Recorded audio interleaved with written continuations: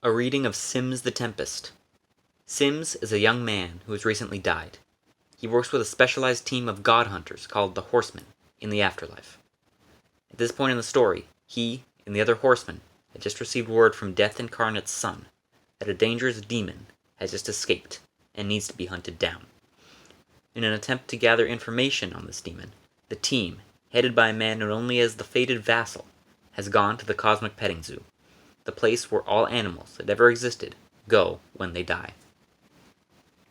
They walked into the existent area. Each animal species was barely separated by a small metal fence, a formality if anything. No barriers were needed because no animal had the desire to interact with any other. After all, there was no hunger, no thirst, and no need to reproduce in this realm, the sole purposes of an animal's existence.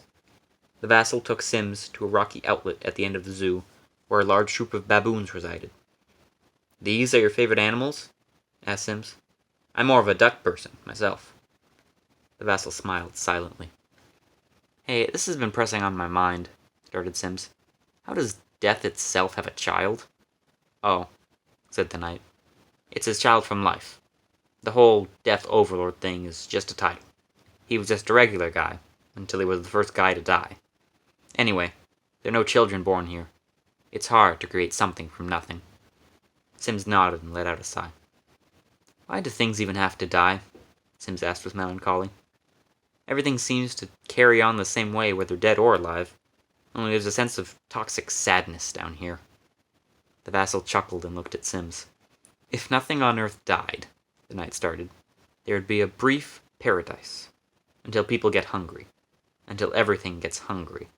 Nothing dies, but everything suffers from an immense pain, because the existing food in their stomachs and anything they try to eat keeps writhing because it can't die either. The pain is covered up by insanity, and even the most intelligent beings return to their animalistic instincts of living to breed, which leads to overpopulation and the destruction of an undestroyable planet." "But isn't that just a theory?" asked Sims. "No.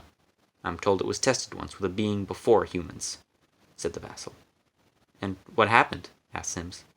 The vassal smiled and walked away. "We got baboons," the knight said, chuckling.